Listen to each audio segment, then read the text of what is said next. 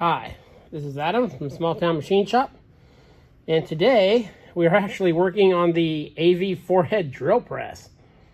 I know it's been a while. Well, here's the gib that locks the table to the base. All it does is there's a screw hole there and a screw hole there. That bolts it to the table so it keeps the table attached to the base. Through this hole here is a 3/4 10 bolt that pushes through, it threads all the way through, and that pushes against the casting, and that's how you lock the table in place. So as some of you may remember, this piece broke in half. Well, I V'd it out, and this is cast iron, and I welded it. And of course, the one time, well, not the one time, but I think I did a really nice job on it. And of course, I had set up the camera. I was so worried about, I preheated everything, so worried about going. The camera was up, but I forgot to hit record. So, but the threads were always kind of really gummy in this. And then, as you can see at the top here, on the bottom, there's a little bit where the weld got in there. So I'm going to run a drill bit through there just to clean it up. It's undersized. And then we'll run a tap through there and see what we get. If the threads are too bad, I'll just drill it out to the size for a quick serd or time serd or whatever. So yeah, we got set up in the old Camelback drill press. So I'll get the, before I go into there, the procedure I did to weld it, it's pretty standard for parts of about, it's about 1 inch thick. So what I did is I put it in the oven. Put it on 450 or 475 for about an hour. Took it out, wiped it down with acetone, cleaned it off, put it back in. Then I let it sit in there for I guess it'd be another hour, because I actually didn't mean to put it in there that long, but I forgot it was in there. So I brought it out, had everything set up, pinched it together. I didn't weld it on this, obviously. Welded it, peened it. So when you do that, especially close to a surface, the weld was a little humped. That way, when I peened it, the peens didn't show up in the final surface. So I peened it, put it back in the oven, and every, probably actually close to every half hour, I knocked the oven down 25 degrees until I got to about 300. Then I just shut the oven off. And that was a couple days ago. And I came out nice. Then I took a grinder and smoothed her up. So yeah, I've buried stuff in sand before. I did touch it up a little, heated up just a little bit more with a cutting torch before I did that too. Not too much though. That's kind of the procedure I go of things I can fit in my oven and stuff like that. So it came out pretty good. Okay, so now that that's out of the way, I'll get the converter fired up and finish getting this tightened down. I'm just coming through the back with a bolt with a washer on it. So I'll get this fired up and I'll bring you back. Okay, we're gonna feed it in there nice and slow. There's really not that much weld overhang in there, so I don't even know how much it's gonna cut, so let's see.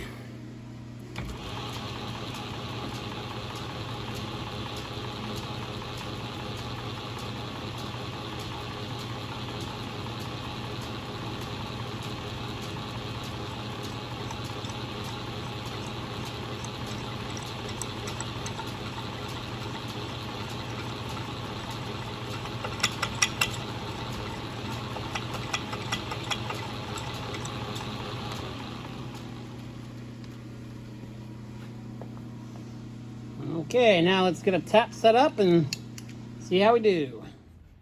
Okay, we got a We're still on the drill press here. We got our tap in using a taper tap. A problem that arises a lot, especially when you're introducing weld material into this, is it makes hard spots. Obviously the weld is much harder than the cast iron. Now this only had a little bit of overlay on the bottom and top. I mean, just the smallest amount. So this shouldn't be too bad. But a lot of the times, if you get a lot of weld in there, you'll ruin taps. So just keep that in mind. We got very lucky here. So got started. And yeah, it's turning right down in there. But plenty of cutting fluid on there. Using rapid tap today.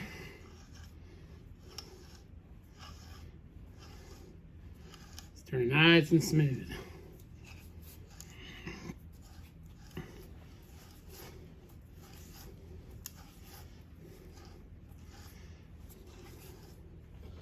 See through there, we are getting through there.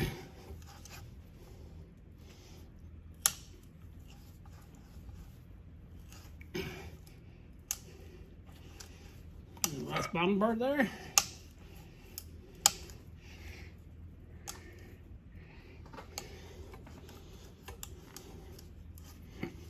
Okay, I'll get this out of here, unbolted. Actually, I'll just go ahead and run this out now.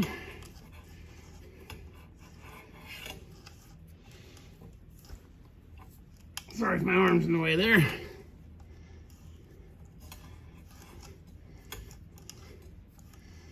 I noticed the camera was shaking a little bit when I had the drill press going. That's because one of the legs was on the base of the drill press. Okay, gotta tap out.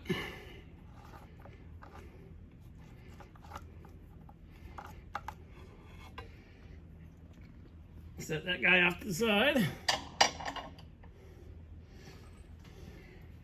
I got a random bolt from the bin.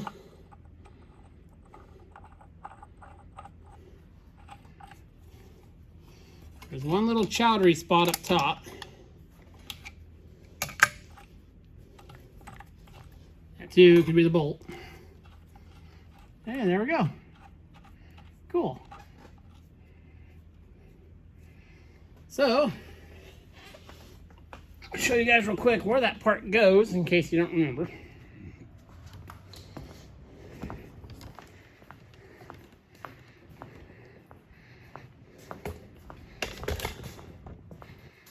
Okay, so that gib goes in there.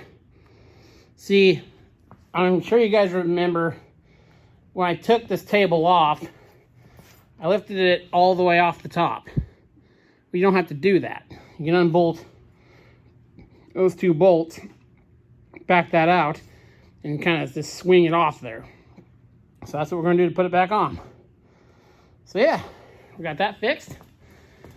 I just don't have room in the shop for the table and the base to be sitting there, so I'm going to put them back together. So that was the first step. Yeah, that came out good. This is Adam from Small Town Machine Shop. Please comment, like, and subscribe, and thanks for watching.